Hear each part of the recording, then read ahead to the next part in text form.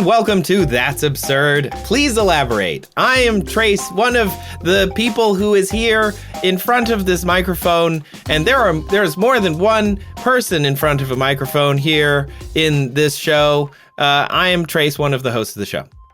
And I'm Julian Huguet. Nice. Nailed it. Also with a microphone, as you can tell by the fact that you can hear me right now. Oh, good point. Yeah, good point. Yeah. If this is your first time listening to That's Absurd, please elaborate. Thanks for listening.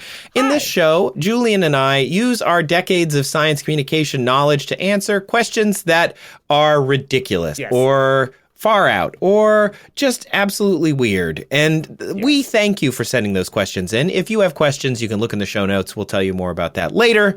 But in every episode, we answer at least one when we screw up, and sometimes two, and sometimes three questions. A minimum of one. A minimum of one question every episode.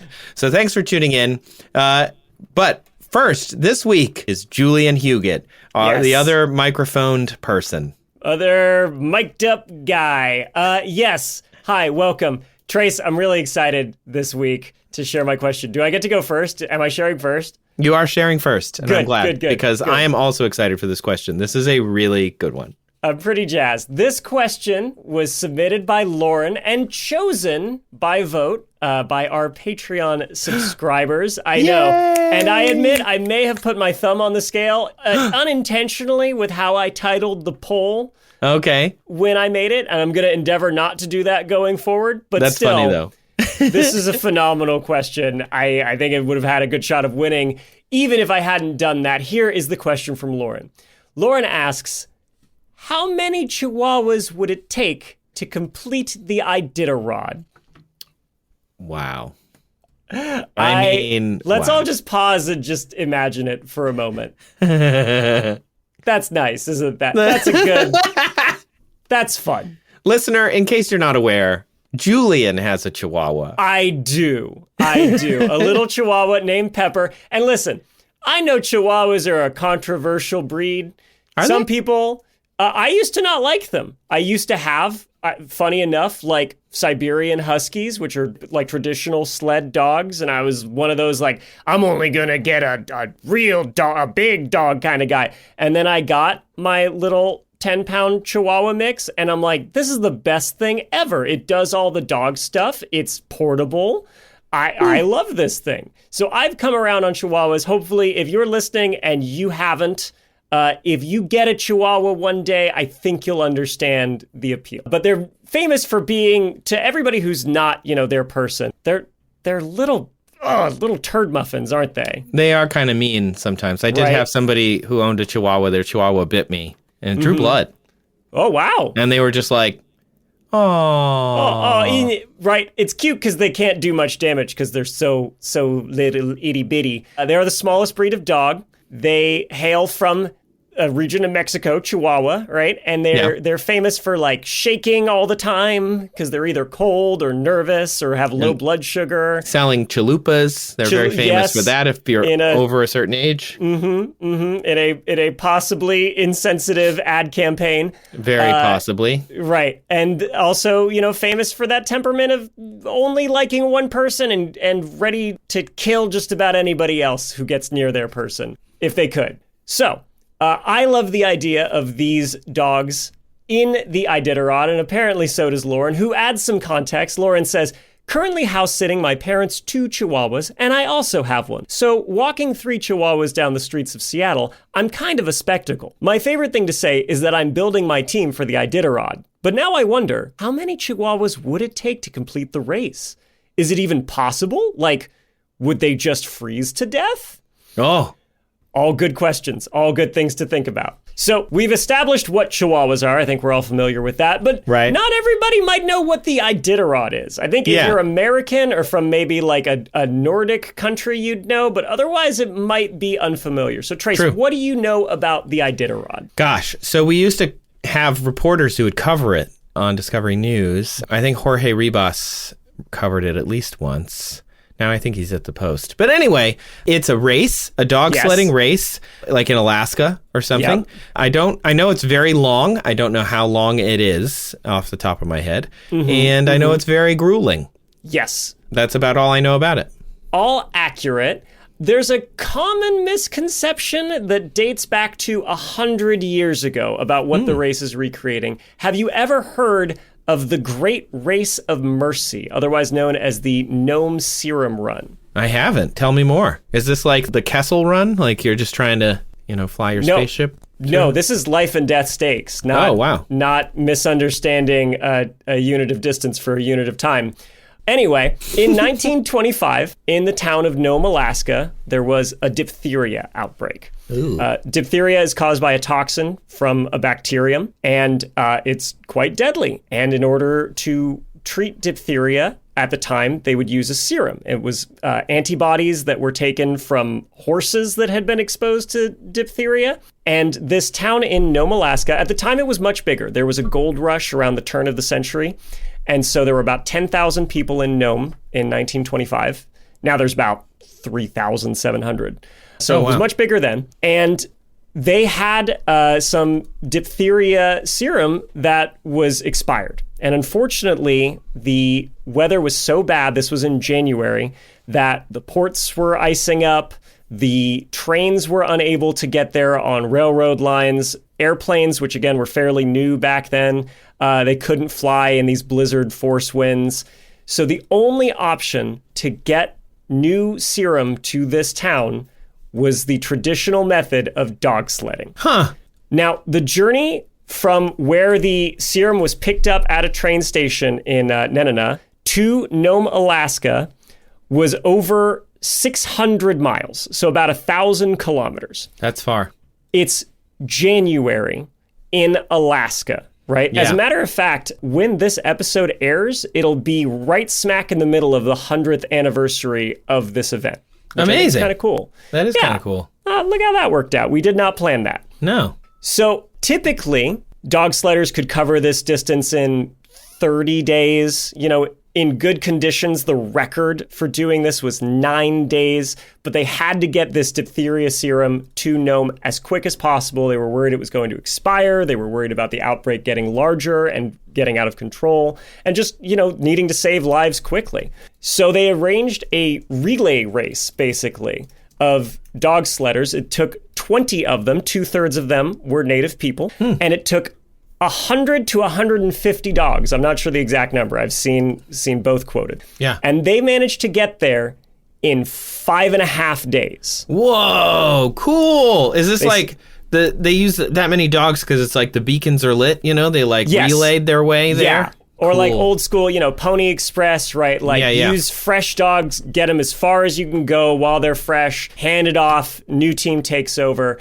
Yeah. So it lasted from January 27th to February 2nd. Famously, there was a documentary in 1995 about this race. Have you ever heard of Balto? I have heard of that. Yes. Right. So Balto was the lead dog of the final team that delivered the serum to Nome. He wasn't supposed to be. The musher of Balto's team, a Norwegian named Gunnar Kassen, was supposed to hand it off to somebody else. And you could look at this. Some people think, he was a glory hound. Some people think, the guy he was handing it off to was asleep and he just figured it'd be faster if he just kept right on going. Whatever the reason, Balto's team was the last to arrive. And so this had become a press sensation as it was happening. And Kassen and Balto got a lot of the media fame and attention. However, there's the documentary we talked about, the 1995 animated film where Balto, voiced by Kevin Bacon. There is a statue to Balto in Central Park in New York that was erected in December of 1925, and it honors all of the teams, but the statue is of Balto. But Balto was not the most important dog, and Kassen was not the most important musher. There's a guy who kind of doesn't get enough credit, and a dog that doesn't get enough credit. So going to give them a shout out just to right some historical wrongs. Oh, nice. There was a Swede named Leonard Seppala, and he had a dog named Togo. Leonard and Togo carried the serum 3 times farther than any of the other teams and through the worst conditions. blizzard, hurricane force winds, minus 40 degrees, and they went, I'm tearing up a little bit thinking about it. Oh, wow. Wow, dude. Feeling emotional. I like it. Minus 40 degrees Fahrenheit, by the way. Also minus 40 degrees Celsius, because when you're in that level of temperature, you don't have to do the conversion. So take that, Americans and or Europeans, whoever is upset that we didn't convert. I intentionally didn't say it because I was going to bring that up. So thank you for beating me to that. No, I just think of the heroism that Seppala and all these mushers had, right? They cut across like the frozen sea, like tremendous personal risk and horrible conditions and frostbite to deliver this serum and save lives. And it makes me sad. So it's just an incredible thing that these people did. A lot of people are under the impression that the Iditarod is a recreation of the gnome serum run. Yeah. And that is not accurate. Oh. First of all, the Iditarod is longer. Yeah. It's 1,000 miles. Yeah. So about 1,600 kilometers. It uses some parts of the trails that were used for the serum run because they also used like routes that post-delivery sled runners would use, which is, by the way, something that they still do from time to time, which is kind of insane. That's cool. But really what the Iditarod was an attempt to revive dog sledding, this traditional thing that, the natives have practiced for thousands of years, but because of snowmobiles, or I guess as they say in Alaska, snow machines, it was falling out of use, and a couple mushers wanted to sort of revive interest in it and keep the tradition alive. So the Iditarod started in the 60s, but in its form closer today, really in the early 70s. It's 1,000 miles, although it's getting shorter. In 2015, they moved the starting point from where it normally is. First, they do a ceremonial start in Anchorage. Mm-hmm. Then the next day, they do the real start in Willow, but that's been moved about 100 miles north to Fairbanks in recent years, and it keeps happening. Any idea why? Oh, I'm pretty sure I unfortunately can guess. Yeah. It's getting warmer, and thus they need snow, and there isn't any. And I'm sure it's not human caused. It would be nice if we could study and know more about that. If only we had data on what's causing this warming trend. Data and information and acceptance of said data and information. Yes. No, in recent years, the starting line has been repeatedly moved farther north because there's just not enough snow on the ground at the traditional starting point, and that just keeps happening. So it's gotten a little shorter in recent years. Now, I actually looked up a PDF of the Iditarod rules. Okay. And in it, it states that you need a minimum number of 12 dogs on your team, a maximum of 16. They're normally dogs that are Arctic bred dogs like Alaskan Malamutes, Siberian Huskies, but really recently the dog of choice for mushers is this mutt breed known as the Alaskan Husky. I figure we could do this in a pretty straightforward way. Yeah. Right? We figure out the power of the dog, not the Benedict Cumberbatch movie, which is fantastic, by the way. But the actual power of these sled dogs. Yeah. We figure out the power of a Chihuahua, compare the two, do some math, and presto changeo, you've got a raw number. To do that, we have to talk about power. What is power in a physics sense? Yeah. So power is putting energy into a system over time. Work over time, baby. Yep. Transferring energy to something over time. You are exactly right. The SI unit for power is the watt, and it's equal to 1 joule per second, or a kilogram meter squared per second cubed. Do those numbers mean anything to you? Well, yeah, I mean, yeah. So they all mean one. They mean one. Yeah. Do those units, I should have said. I realized my mistake, you smart ass.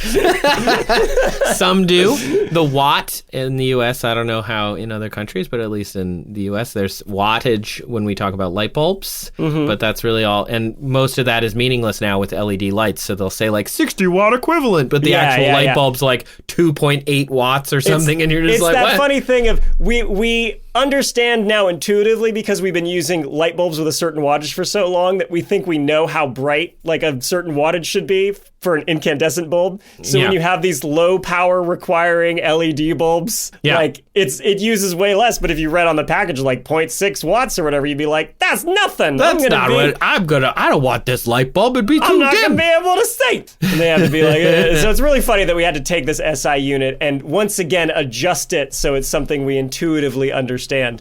Oh, humans. We're the best. But you know who had to do that with power long ago? Scottish inventor James Watt.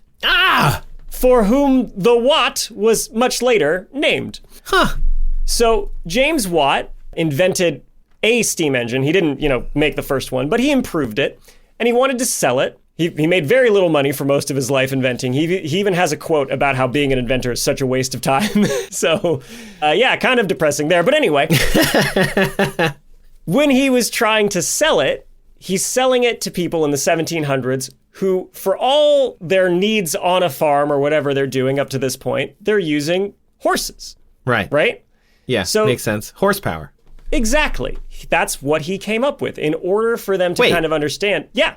James Watt invented the word, like the term or the like concept of horsepower? Yes. That's cool. He had read other people compare the power of an engine to horses, but he's the one who actually quantified it. Cool. So there's a few different stories about how it actually happened. I don't know which is true. Sure. One that I kept sawing cited over and over was he watched some mill horses work. They were lashed to some spokes attached to a wheel, a drive shaft, and he watched them turn this shaft going around a 20-foot diameter circle, and he noted that they could do about 144 revolutions per hour, or about 2.4 a minute. Yeah.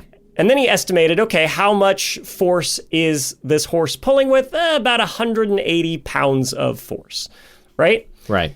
So he calculates that 1 horsepower is equivalent to 1 horse doing 33,000 foot-pounds of work in a minute. Wow. Again, we're getting to some units that maybe don't make intuitive sense. So the way that he could quantify it is, imagine you've got a 33-pound bucket that's tied to a line that's connected to a horse, and this bucket is down a 1,000-foot well. Well, a typical horse working comfortably could pull that bucket up that 1,000-foot well in a minute. Or to convert that to meters and kilograms, a 15-kilogram bucket, 300 meters. Yes, exactly. In, what's a metric minute? Just kidding. We've covered that. A metric minute. A minute. Okay. So later, when watt was standardized, it turns out that 1 horsepower is equivalent to about 750 watts, a little less than that. Also, there's jokes about a horse not having 1 horsepower. Horses can have a high peak horsepower, right? They can use a lot of energy quickly, and they top out around 15 horsepower. But for a sustained amount of power that they can provide over the course of the day, it is about 1 horsepower. Cool. Right. I always wondered that because horsepower doesn't seem to be super equivalent, but I guess it makes sense if you're thinking about it as like this discrete task and like measure that and then, just start to, It makes a lot more sense when you break it down that way as opposed to comparing 1 to 1. Oh, revolutions per minute or whatever. Right. Right. No wonder it doesn't match. That makes sense.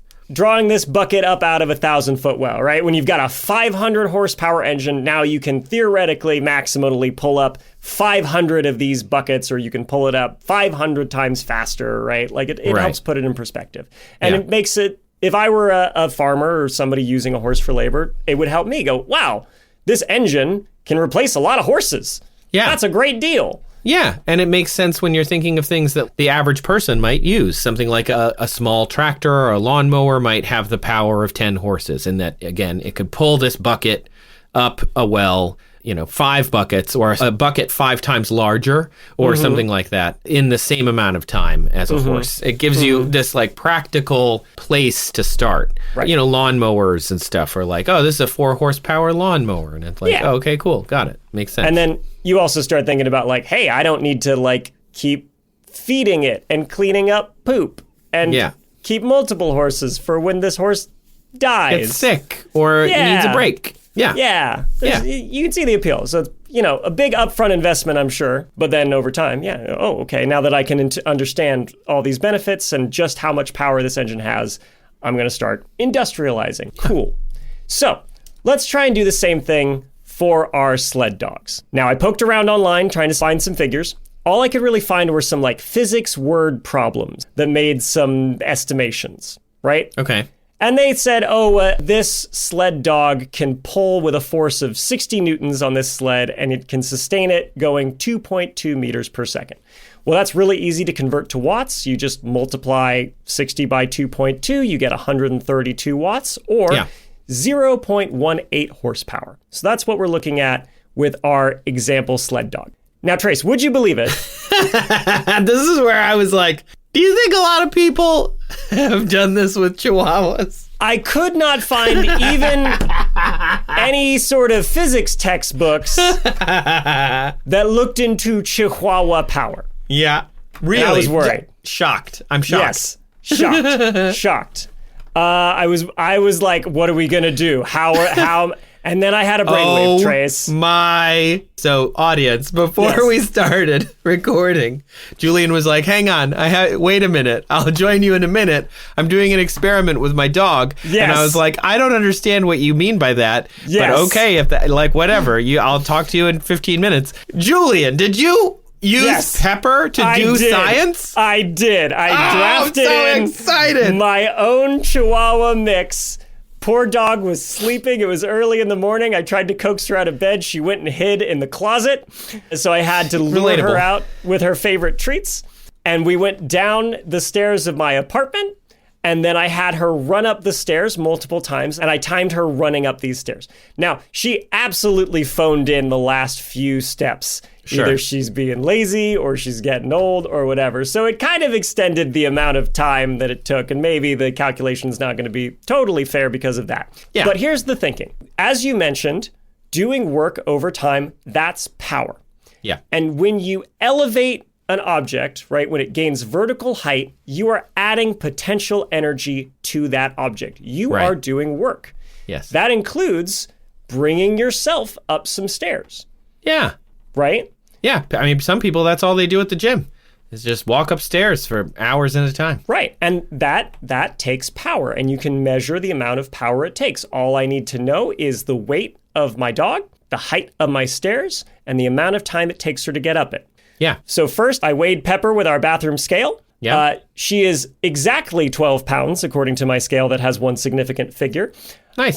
Which the vet would say is too fat. She's supposed to be about 10 pounds or 22 kilograms. You don't need to do Pepper dirty like that. I don't need do to Pepper dirty like that. Sorry about that, Pepper. Well, that's really, I mean, I'm the one who controls her food and exercise. Yeah, so true. that's a me That's thing. true. Yeah. Anyway, we're going to have to work on that. Glad I weighed her. I measured the height of the stairs at my apartment. There are 15 of them. They average 19 centimeters in height each. So just multiply those together to get a total height of 2.85 meters. And then I put Pepper at the bottom stair, and she was a very good girl. I told her to wait, and then I got to the top, and I told her to come, and I started the timer, and then gave her a little bit of treat, and then did it again. And she averaged, running up these stairs, a time of 4.28 seconds. Okay, got it. Again, absolutely not trying the final two steps.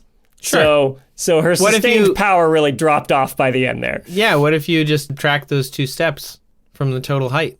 I chose not to because I think sustained power is important for something like the Iditarod. Yeah, true.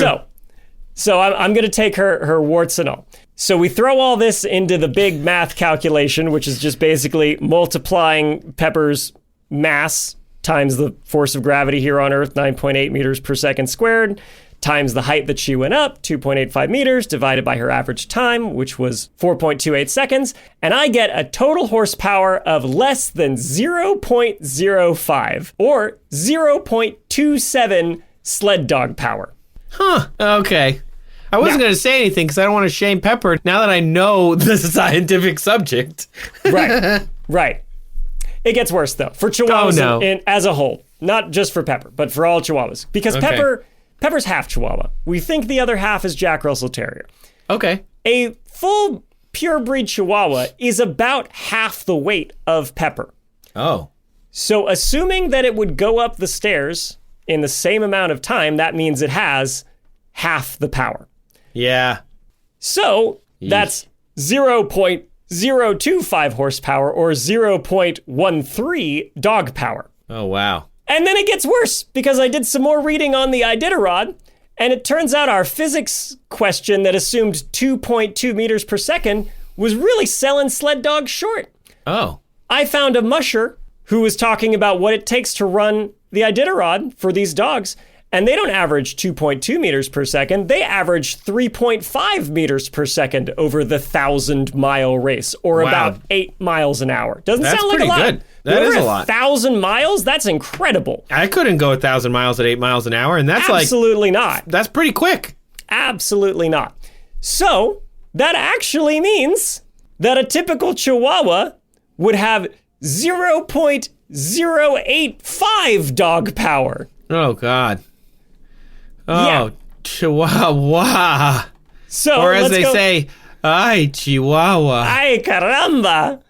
So, remember the rules were, you need a minimum of 12 sled dogs, maximum of 16 to enter the Iditarod, right? That's what race organizers... Maximum of 16? Maximum of 16 Oh, no. born and bred sled dogs for the Iditarod. Well, when you consider that, you have to round up, but it would take 12 full Chihuahuas to equal the pulling power of one sled dog. Yeah. Which means if we're going to replace them 1-to-1 with our sled dogs, you would need, again, because I had to round, 142 to 189 Chihuahuas to have enough power to match those of the teams that are entered in the Iditarod. I'm just picturing it. The number of Loren, the number of reins alone. You what if have you got them tangled? ways to go. From the 3 that they're walking through Seattle or whatever. That's amazing. But this is a very simplistic approach, right? I just said, well, a sled dog has this power, a Chihuahua has this much power, swap them in. Of course, it is not that simple. And the more you look into how sled dogs are bred, like the adaptations that they have been selected for, they're so incredible, right? Yeah. First of all, temperament's important. You can breed dogs for that. These dogs love to run. Yeah. We had a couple Siberian Huskies growing up. My mom was famous in our neighborhood because to get this energy, this pent up need to run energy out of them, she would rollerblade with them through the neighborhood. So she would just take off with them at full speed. They were quite a sight, and they could go. They could really, really book it. They love running. On top of that, the dogs need the right temperament to work with other dogs and a lot of people. There's tons of volunteers, event organizers, vets, tourists, watchers. They need to be able to handle all that and being in a team with other dogs. But then there's the physiological adaptations that they have. They have basically 2 fur coats. Yeah, they have like an undercoat. Right. Yeah. So the undercoat, the hair grows shorter. It's densely packed. It's meant to insulate them from the cold. But the outer coat is also known as a guard coat. Yeah. Have you heard that term? Yep. You're going to be upset if I bring it up. If I tell you how I know it, you're going to be upset. Wait. You're going to be upset. Does this involve a fort on Mackinac Island? Because on Mackinac Island, it was one of the top fur trading posts in all of North America at the time. Millions of dollars passed through the streets of Mackinac Island in the year 1822 alone. I think it was something like $3 million passed through there. Just in furs, and most of those were beaver, but there were also other pelts. Bear was mostly for wrapping, but they had fox and elk and all sorts of other things, raccoon. But beaver famously also has 2 coats. They have the downy undercoat, and then they have the guard fur that would keep them dry. Right. And the downy undercoat is what they would use to make felt hats, which is the whole reason the fur trade existed. Mm-hmm. I mean, not the whole reason, but like a major reason. Yeah, it's a big reason. Big money maker. That's where the money came. Right. So likewise, for this cold weather animal, these sled dogs have that undercoat. They have a guard coat. The longer hair helps keep snow away from that undercoat, keeps it from getting wet and cold, helps insulate them. They have bushy tails. Have you thought about how that might be an adaptation? I haven't actually ever thought about that with a dog. Yeah. Why would that You'd be think an it'd just be adaptation? kind of a cute thing, right? Yeah, they're cute. They're so fluffy. Mm-hmm. What are they fluffy for? Have you ever seen a sled dog sleeping in the cold? No. Well, they curl up and they put their little bushy tail over their nose. Oh, they're so cute. So the long bushy tail helps keep their noses warm when they're sleeping. That's so cute. Isn't that adorable? That's so cute. I love That's it. so sweet. Oh my gosh. They have long tongues that helps with heat regulation because, they're running for a long period of time. And they don't have can get sweat hot. glands. They so do not have sweat glands. They have webbed feet. Cool. Yeah. Helps them That's gripping neat. on snow and ice. And then what I thought was the coolest and probably most significant of all when we're talking about why Chihuahuas can't be a 12-to-1 replacement for a sled dog, they have an unusual way of metabolizing fat in order to get energy. Really? Really. So I wish I had that. Don't we all? As a matter of fact, researchers are studying it to see if there's some way that it could be used for humans to burn fat. Normally, right, like us, they take glycogen, they break it down for energy, right? But then when they run out of that, their body starts breaking down other things and anaerobic processes, which creates lactic acid that builds up in your muscles. That's why you feel sore after you work out. You do a lot of anaerobic exercise. Yeah. Sled dogs normally metabolize the same way. But when they start doing an endurance race, within about 24 hours, their metabolism switches and they start bringing fat directly into the cells and breaking that down for energy. Cool. So they're not using those reserves within their cells and tiring out the cells. They also have more mitochondria in their cells for producing more energy. The powerhouse of the cell. Yeah, you got it. That's the one. Yeah. So this is something that is unique to these Arctic sled dog breeds. That And researchers, Chihuahuas, they don't got it. They shake real good. They shake so good. Probably worse. I tried to look up if that's because they're cold. I saw it might be, a nervousness thing, or it might be Chihuahuas have a high metabolism and they're burning through a lot of sugar. And so they're shaking because they're low on sugar and just, needlessly using this energy, which would make them even worse for this Sled cold dogs, weather yeah, sled for dog sure. application. These sled dogs, during a race, they can eat 10 to 12,000 calories a day. Wow, that's like a Michael Phelps. That's insane. I mean, high performance athletes are like 3,000 plus calories a day. Yeah, 10 it's to like 12 is a 3 lot. to 4 Michael Phelpses. Per dog. Per dog, yeah. So they have these like really high fat diets that they're fed on the trail. And of course, there are vets checking up on them each way along the trail. There are rules in the Iditarod that like it is not acceptable to like have a dog, just die or whatever. But if that happens, you're out of the race. Yeah. So they're definitely consider the animal welfare of these animals. A lot of them run with booties too to help them over the rough snow or terrain. So these dogs are so specialized for this that really you can't just swap in those Chihuahuas and expect them to go. I think the same way that you can't take any old machine with the same amount of power and expect it to be able to do the Iditarod. Kind of like how in the 1925 Serum Run, we had these machines, locomotives, airplanes, boats.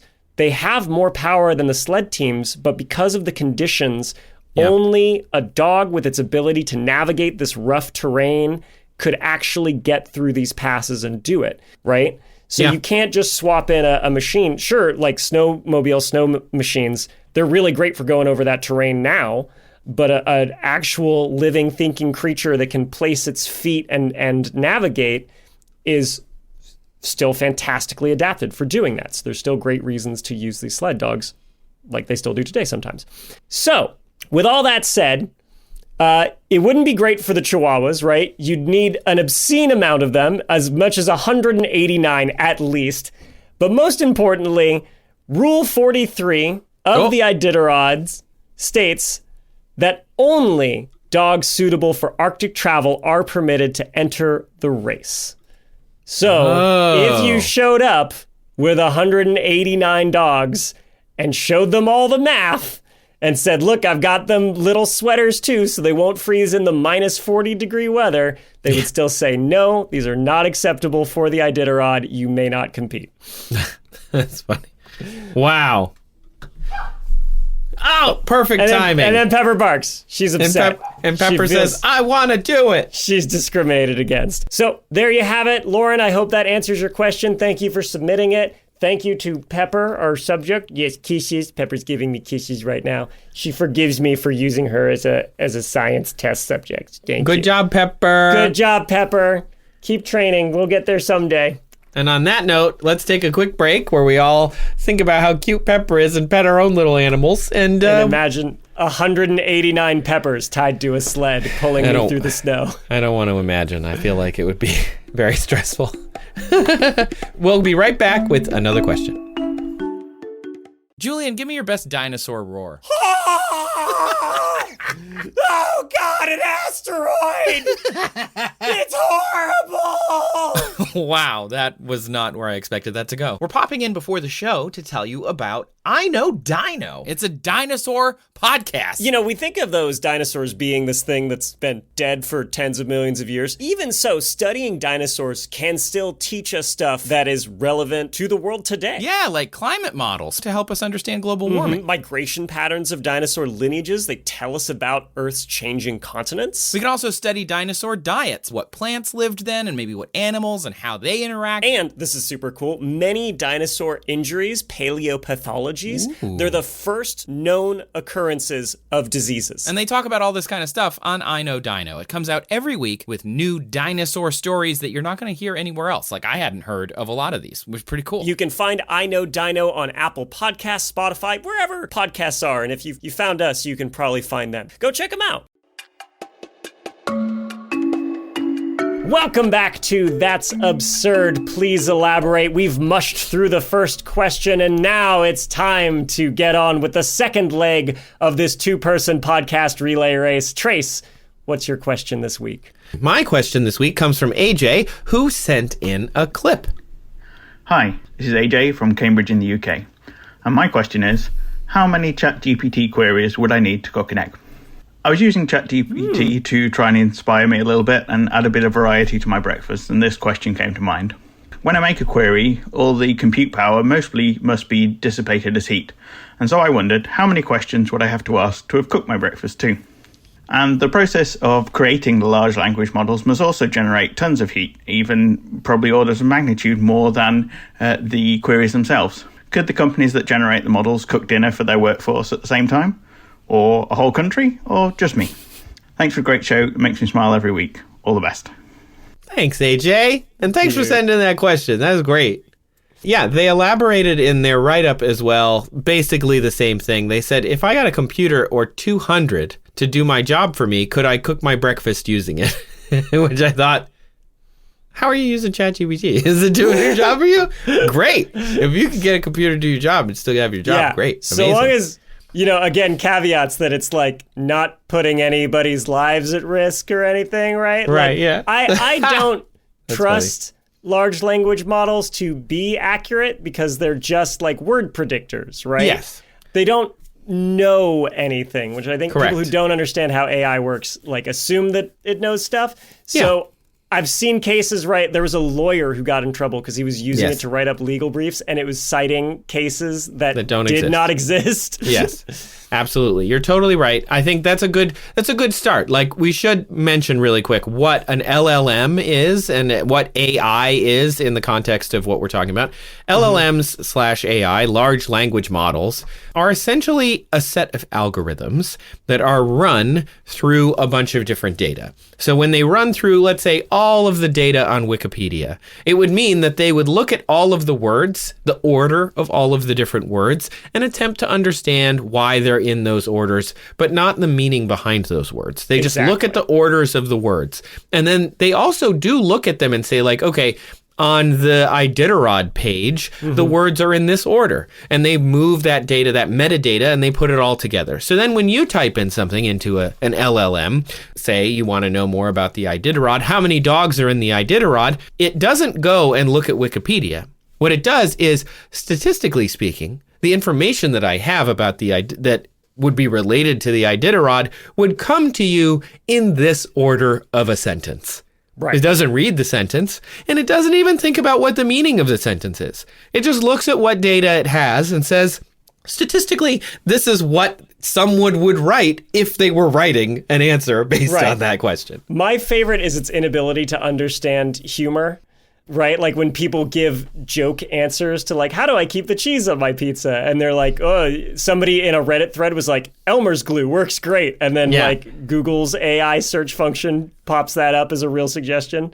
Right. That's very funny to me. Yeah. And that's a great example of exactly what it's doing. It's assigned metadata, and statistically, this is an answer that you would see in this order if you asked that prompt. And other LLMs and other AI systems all work this way as well. The pixels in like picture ones are just, this is statistically what pixel color would be in this part of a picture. If you asked it to like with this metadata, it doesn't know anything. They aren't necessarily, it's not that they're not creating something. I was about to say they don't create anything. They do create things, but the things they're creating are 100% referenced from other things that exist. It's an amalgamation. Yeah, they're not inventing new things as much as citing lots of things all at once. And you can argue about whether artists do the same thing in the Pablo Picasso, great artist steal, kind of idea. But the point isn't to argue about whether they're good or bad in this piece. The point is now you kind of understand what they are.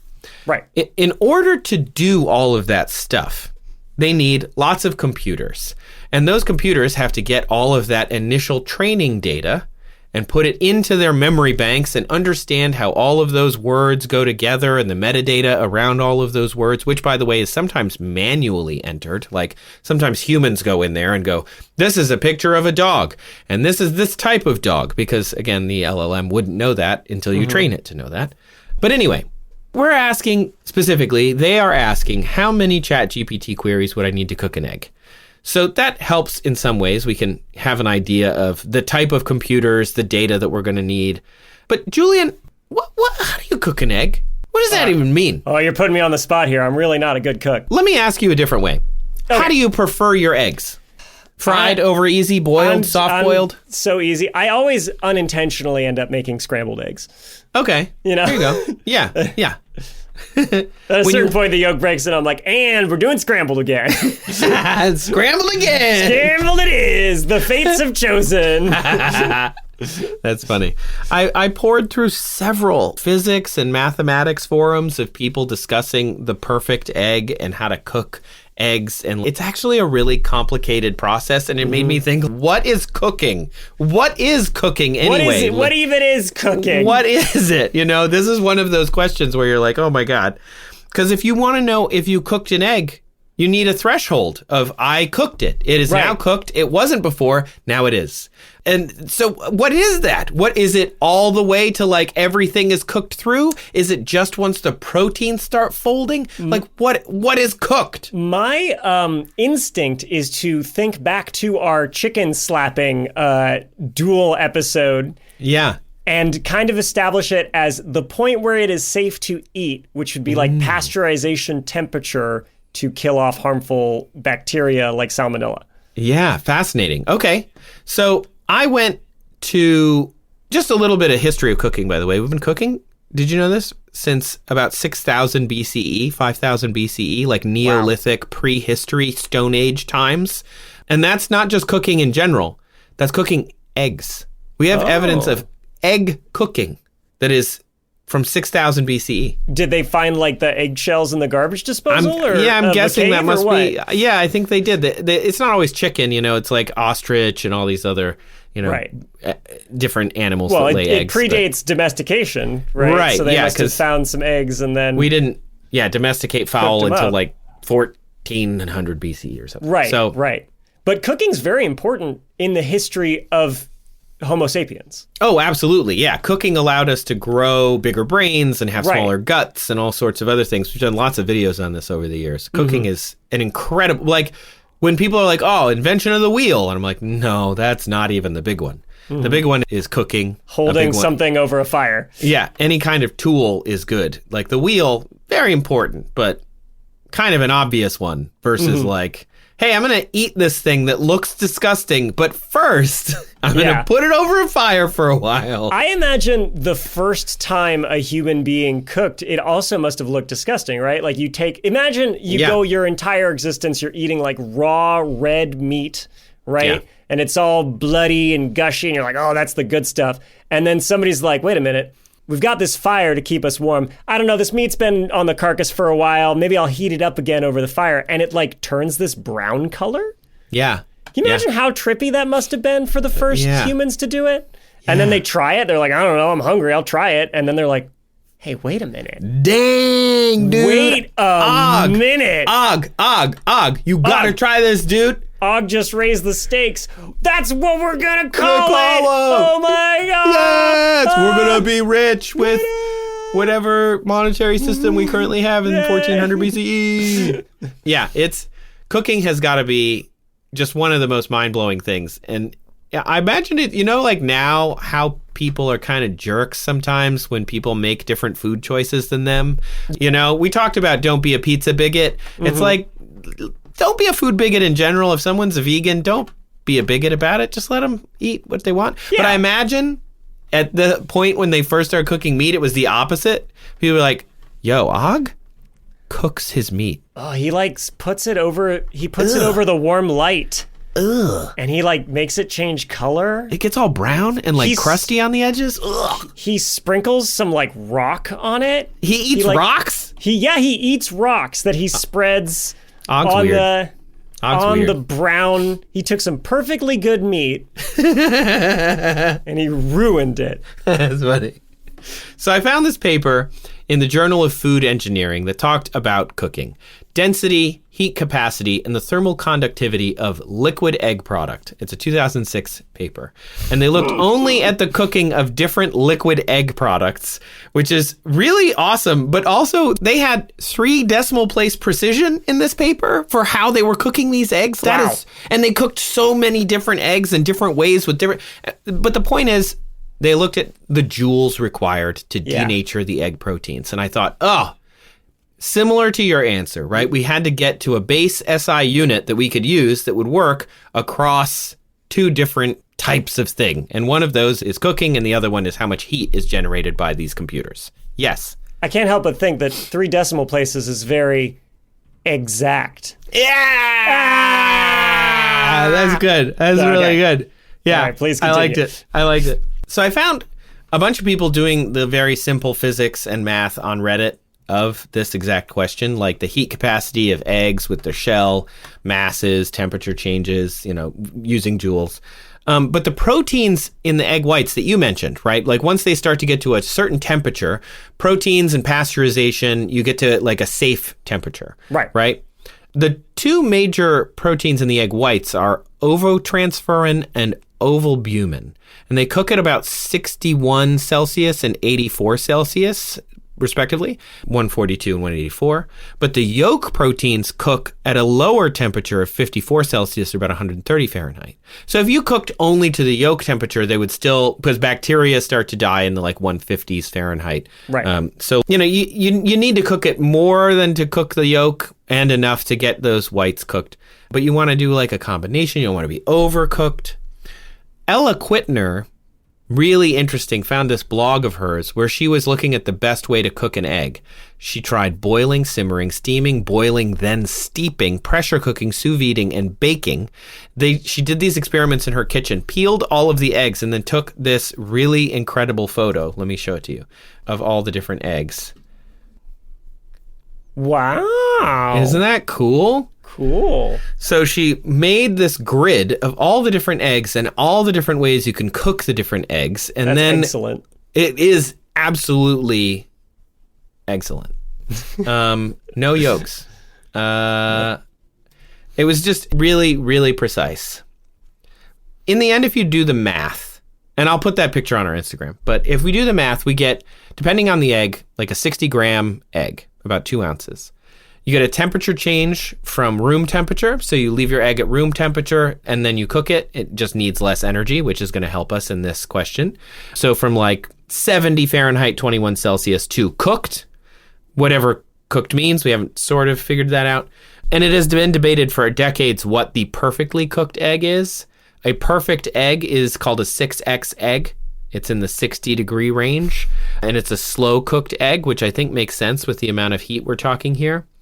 Serious Eats says it needs to get to 77 Celsius, not to exceed 82 Celsius, blah, blah, blah. So let's meet in the middle, 80 Celsius. Okay.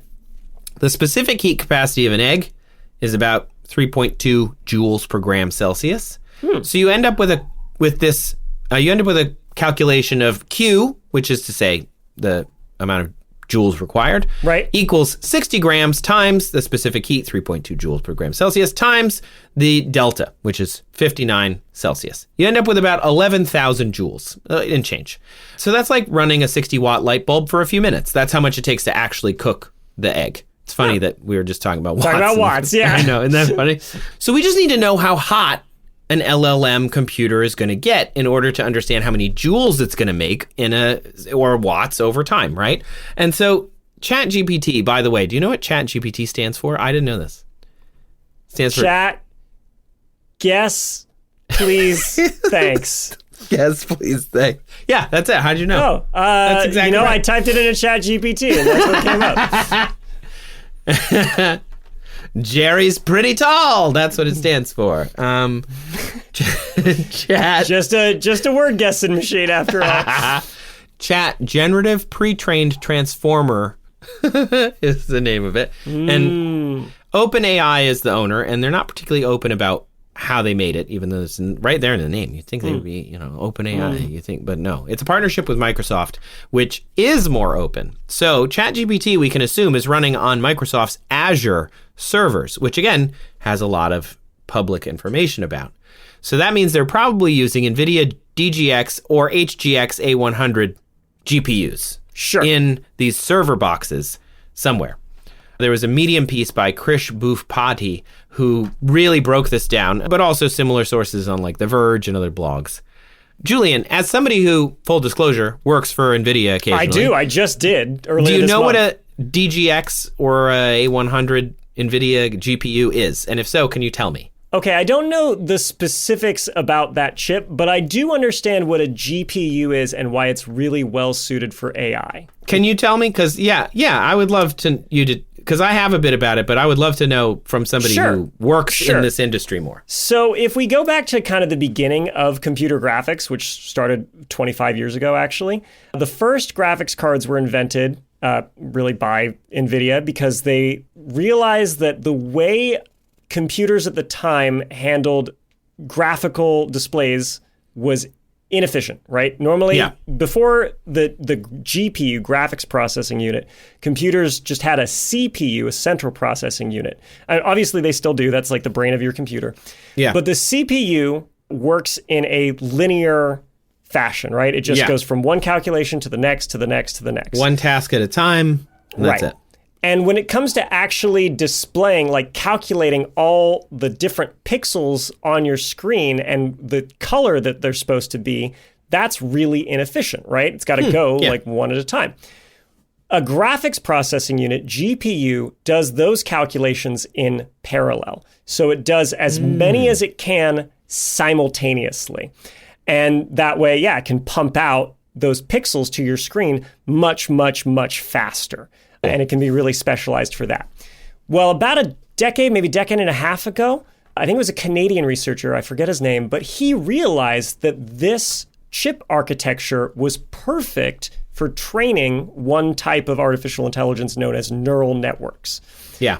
A neural network is basically an attempt to like mathematically recreate how our brains learn. It's a system of like interconnected nodes that have a value.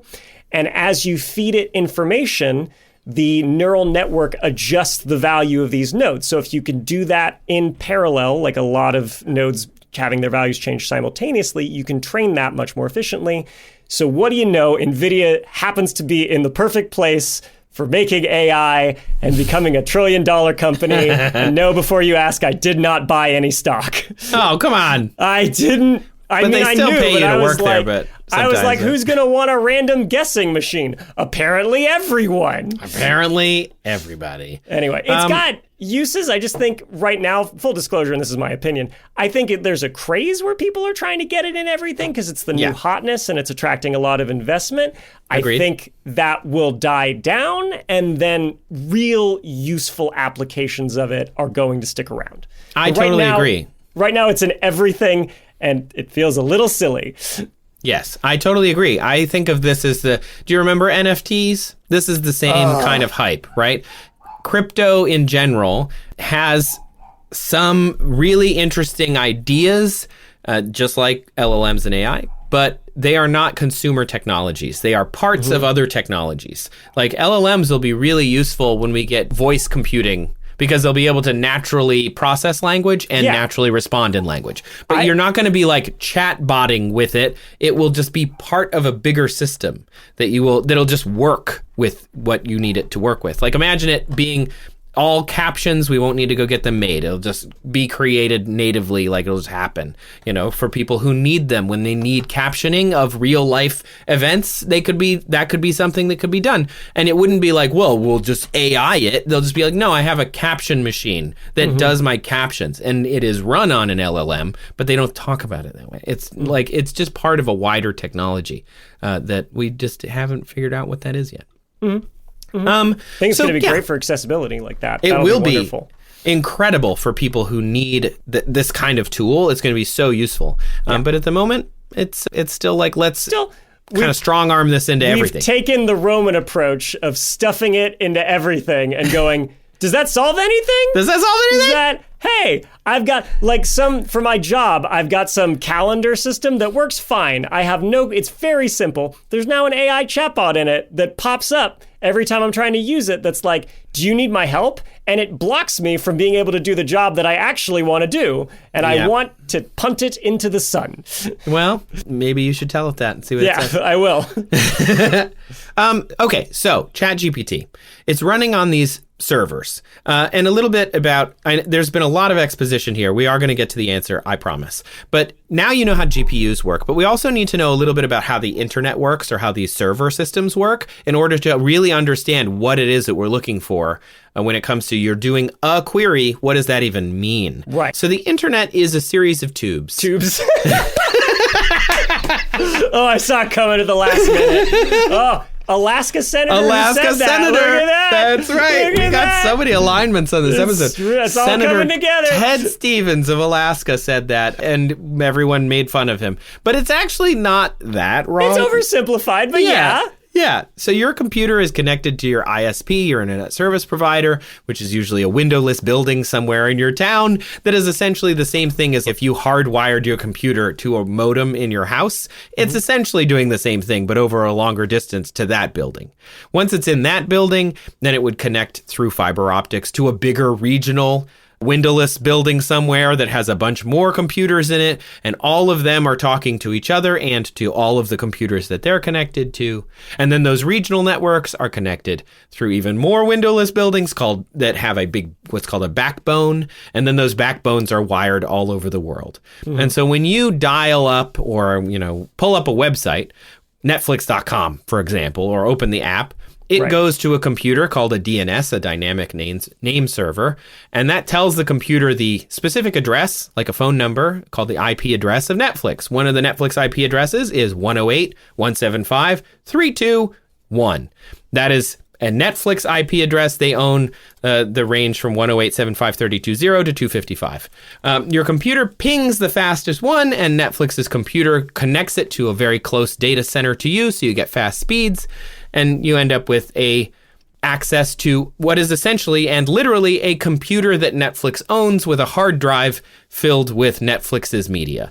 That's not entirely true. It's a little more simplified than that, because what you're actually doing is you're on an Amazon computer with Amazon information that Netflix has rented from them. But the point being, you're essentially dialing to a computer.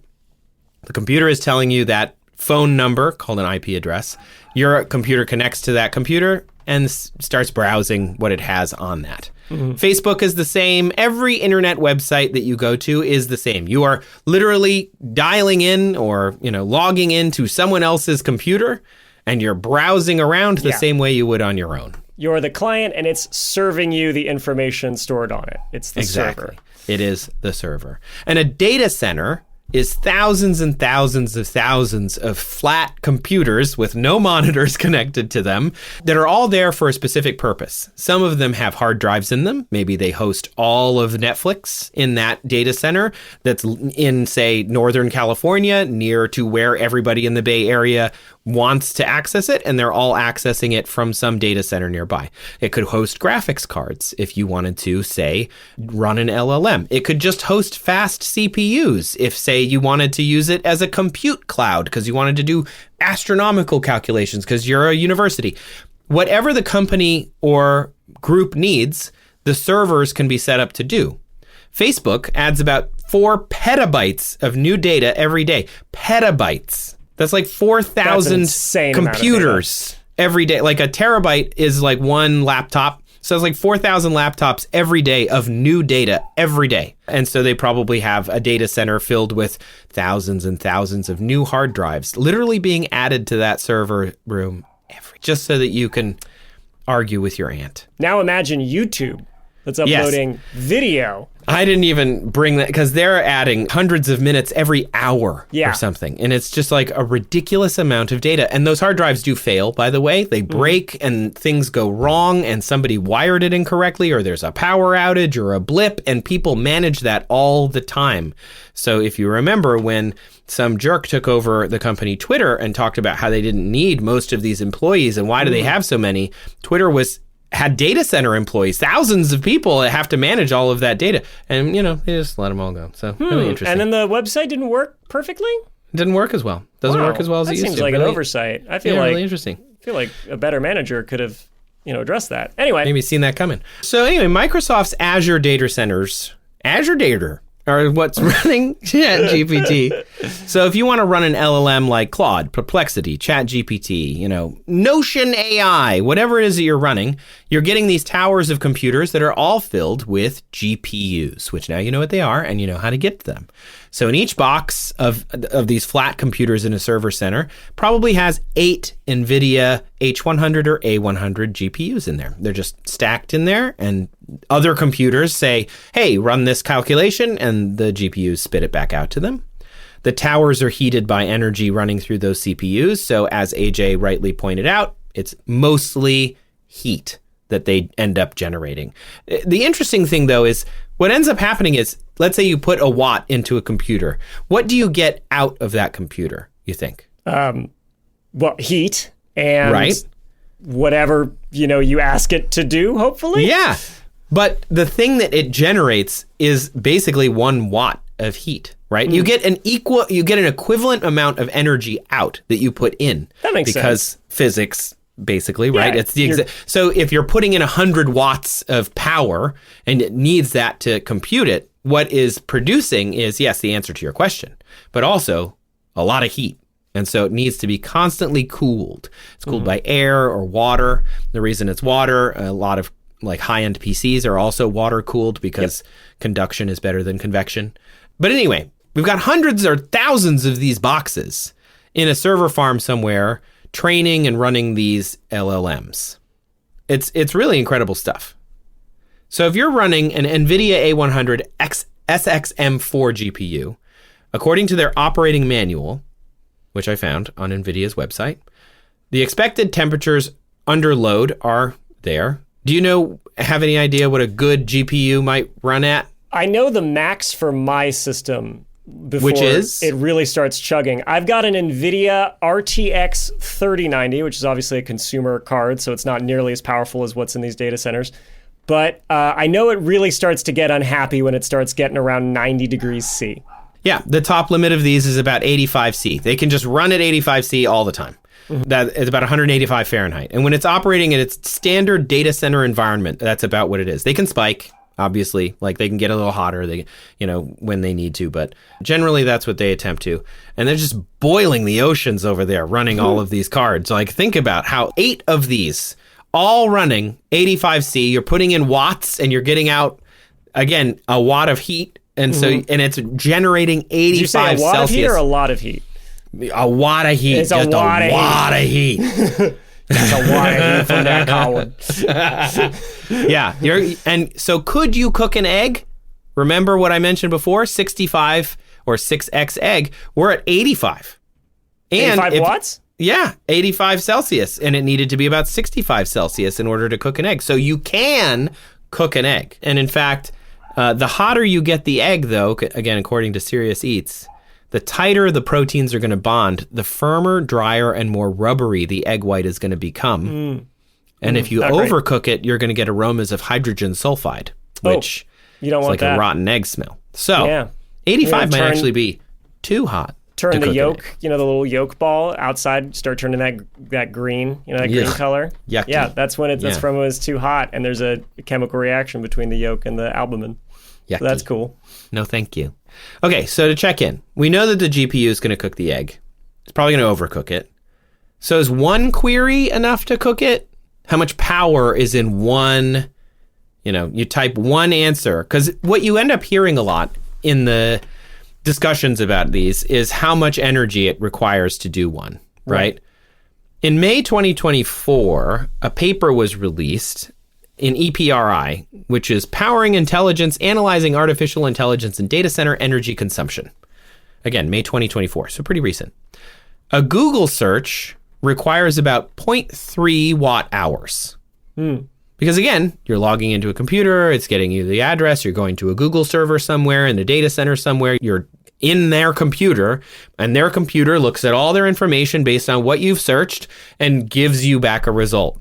All of that physically happens every time you type it into anything into Google, and it costs about 0.3 watt hours to do one search. Okay. GPTs, or the LLMs, are almost 3 watt hours. So like an order of magnitude more. Wow, yeah, a lot more. It's actually 2.9.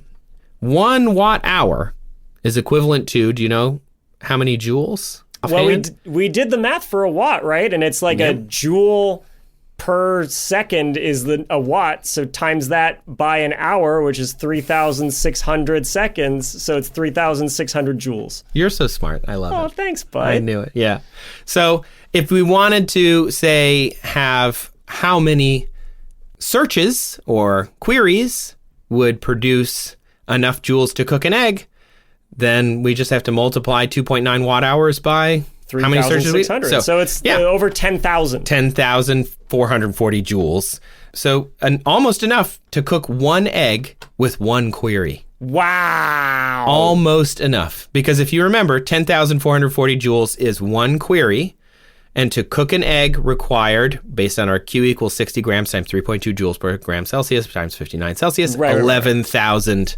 Yeah, that's close. You'd have a slightly runny egg. A slightly undercooked egg with one search. Assuming, of course, you are using the exact amount of energy, which we're not. We're not replacing the query, right? That's, I think, that is if we replace the query with the equivalent energy to cook, we would cook an egg. And we're not actually swapping. What we're doing is actually taking the waste heat from this. And so you still could cook an egg. Because I don't think what AJ is asking is, could my query require enough energy to cook? They're saying if I use LLMs or just put an egg on top of their computer that they're running in already, are they going to cook stuff? So PC Gamer, interestingly, was testing an SLI system with a dual NVIDIA GTX 1080 Ti. That's a 10-year-old card. It was not a new video. It's a 2016 era graphics card. They don't do SLI is when you rig two of them together. They don't do that anymore. Yes. And this was a 2017 video. Okay. So it was the new hotness then. Yep. And so if you watch this video, I can drop it in the chat. So just kind of describe what you're seeing here. Okay, so he's got an egg. He's cracking it into a little aluminum foil container that he's handmade. Now he's opening up the side panel of his PC and he's just placing it right on top of the back plate of the graphics card. That's going to be right where the chip is, so where like the thermal conductance is. Then he runs Witcher 3, also classic of this time. He's running around Whiterun. Oh, he flips it over. That's good cooking etiquette. He's had it in there for 20 minutes, he said. He looks at his egg, pulls out the foil, and it does not look appetizing. It does not. It looks like a messy bowl of snot. Nope, don't eat it. Don't do it. Oh, don't he's do gonna eat it though. He's gonna do. Oh, he got somebody else to eat it. The guy hosting the video roped his poor friend into it. Yeah. I'm going to assume that guy's like an editor because editors will eat anything. He might be a computer programmer, right? Who famously not typically culinarily inclined, so he's okay. He's fine. Yeah, listen, he's like, it's not bad. This is like the culture that produced Soylent, right? Which was like the pancake powder looking mix of all your food that you need. So don't you can eat, just have coding, this instead. Which I confess I lived off of for about 8 months. Really? So I did. I was sharing a kitchen with some very messy people, and I was looking for alternatives. Wow. So yeah, they had a time lapse, so they clearly left it, like you said, about 20 minutes. And again, this is 2 GPUs in a consumer setting, whereas like a LLM is trained on thousands of them. Even ChatGPT's like releases said 1,024 GPUs because, of course, I asked ChatGPT and that's what it said. But I don't trust anything it says. A paper in Applied Sciences from University of Calabria. A paper in Applied Sciences from the University of Calabria in Italy in 2024 said the waste heat temperatures of a GPU in this kind of scenario range between 60 and 70 Celsius. Oh, yeah. Which is great. Makes sense. And that is enough to cook an egg. Again, remember, Eloquitner and all those different eggs. So that would work. And then I also found a citation in the journal Food Biophysics from 2011. And this is what turned me on to Dr. Cesar Vega. A really big deal in the culinary science egg world because he did the science for the perfect egg. Oh. Yeah. When you go to a fancy... He's Eggman. Yeah. When you go to a fancy place for a restaurant, like a fancy restaurant, and they bring you like the chef's, whoever the famous chef is, this is, this chef Julian's egg, It's like a soft-boiled perfect egg. It's because of studies like this from Dr. Vega, which is super cool. You need to impart heat over time at low heat. He cooked a lot of different eggs, and they all end up in the 6X, or like 63 to 65. And the name of the paper was Culinary Biophysics on the Nature of the 6X Celsius Egg. So Vega and his study partner, Mercade Preto, looked at the viscosity at different cooking times, ranging from 60 to 66 Celsius, and from different times of that cooking, from 0 minutes to 300 minutes, which is like 5 hours, and then graphed it all, of course, and created trend lines, interpolate, and then, and this is my favorite part, converted the viscosity rating, which was in pascals, to different food item types. So 0.02 pascals is like whipping cream, and that's what you get when you cook an egg at nearly 0 minutes, no matter the temperature, which is excellent. But if you want something that's like 43.9 viscosity, which is like really high, like way up here, that's like a 66 egg for 20 minutes, or like 60 Celsius egg will never get there. So it's really, really interesting. So if you want an egg that has the viscosity of mayonnaise, which is actually good if you think about a yolk that's like a little stand-up, like a stiff peak. I mean, mayonnaise has egg in it, but sure. True. 65-degree waste heat of a data center for 12 minutes. Not bad. No. Now, if you think about how many queries they're processing a day, they say about 1 billion queries a day. So they're not going to be evenly distributed throughout the day. But if you divided that, the number of minutes a day, you end up with about 695,000 a minute. So 12 minutes, about 8.34 million queries would cook you an egg. And not just any egg, the perfect egg. And we didn't have to stick it in a compost heap. We did Which not. was the previous time you mentioned somebody said they found the perfect way to cook an egg. If you remember. I don't know if you do. I do. I think about it a lot. Yeah, he stuck it in the bottom of his compost. I love that guy. And said it was the best duck egg he ever had. Just saying. Maybe Vega could have gone to that guy and been like, we're not going to do this, but what are the conditions in your poop pile? That's funny. So again, this isn't from a single GPU. If you drop an egg on a GPU, it will cook it. PC Gamer showed us this. And it is a lot of queries, like 700,000 queries a minute. is a lot of queries. That's a lot of people. So don't walk away thinking, oh, I can make as many queries as I want, right? Oh, 700,000, that's just to cook an egg. But it's easy on the internet to be like detached from this stuff, which is why I spent so much of this time reminding you that this is physically happening. Just because for us, we're sitting on our couch on our little, Black Mirror devices, typing in stuff that like Wikipedia entries and trying to make jokes and stuff. That's fine. Do that. I'm not your dad. This is the society we've built. But even listening to this podcast is physically moving things around in a server somewhere. Right. It's just one of There's Apple's or Spotify's or whatever. To everything, right? Everything has a cost. And there's single data centers, but there are hundreds of data centers all over the world. And in a traditional pre-LLM data center didn't have as many GPUs running all these queries. So they could run 10 kilowatts per tower of computers. But an LLM requires 6 times more than that. Requires an order of magnitude more per query. So you're ending up in the megawatts to operate the same type of data center. The world's largest data center in the world is in Virginia. It uses 2,500 megawatts of power. 1 megawatt is 200 houses. How many horses is it? Great question. I didn't do that math. That's 33,525 mechanical horsepowers. Wow, that's a lot of horses. Mm-hmm. So the point isn't technology is scary and bad. I would never say that. I think technology is incredible. It's how we use it that can be scary or like bad. Fire. Yes. And the point is, think about the things that we do.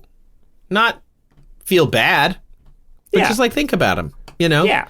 We should know this. We should know it so we can make informed decisions about the things that we choose to spend our money and our time and our electricity doing. Right. And I want to commend AJ because he could have typed that into ChatGPT, this question, and he would have gotten an unreliable answer that would have used a lot of energy, but he outsourced it to us. Yeah. And we're not doing anything with our time. Yeah. So it's not a waste of energy for us. No. I mean, we're going about it, with some searches too, but we're not using LLMs usually, right? Most of the time. I think this was a conscientious use of energy, right? So long as you didn't make like 10 Google searches for every one ChatGPT question you would have asked for this question, come out ahead. Good job, AJ. But yes, thank you, AJ, for asking that question. The answer, in case I missed it, because I kind of went by it pretty fast, is that if you put an egg onto a waste heat of a server farm that is filled with GPUs for 12 minutes, you would end up with an egg with a yolk cooked like a viscosity of mayonnaise, which is considered pretty darn good. Well, that is going to do it for this episode of That's Absurd. Please elaborate. Thanks so much for listening. The show is created, written, and produced by me, Julian Huguet. And also by me, Trace Dominguez. It was produced and edited by the wonderful Kyle Sisk, who knows the secrets of the perfect egg, and yet he refuses to share them. Special thanks to the listeners who submitted questions featured in this episode, Loren and AJ. If you, listener, would like to submit a question, look for the form down in the show notes. You can email us at hello@that'sabsurdshow.com. You can visit our website, that'sabsurdshow.com/ask. You can even call us on the cell phone, or on the mobile phone, or on the landline phone at 302 TAPESHO 302 tape show and leave us a voicemail, and we will hopefully get to your question. Thank you to everyone who has submitted questions so far. Special thanks to our Patreon subscribers who picked the question this week from Loren, and next week we had a bit of a snafu and 2 questions tied. It's going to be a double Patreon poll episode. Yeah. Looking forward to that. We're trying to give the people what they want. And as always, shout out to our absurd administrators, Les and Adam. If you want to subscribe to our Patreon, you can go to patreon.com/that'sabsurdshow, where we post all the questions that we think are really good, but we don't have time to pick one specifically. So that's another way to get involved.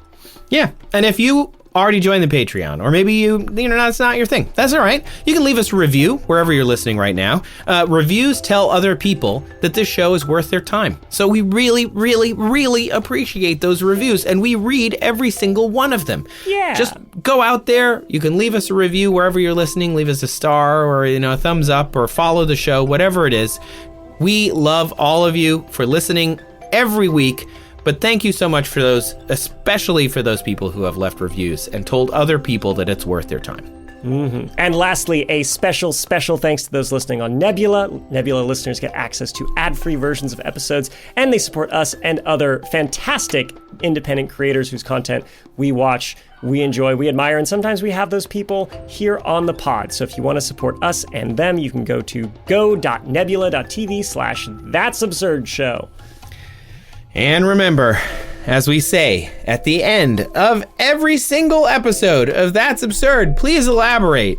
Listen, if you have a Chihuahua, I need you to write us with how much horsepower that dog has. Yes. I told you how to do the math. It's not that hard. Loren, I know you have access to 3.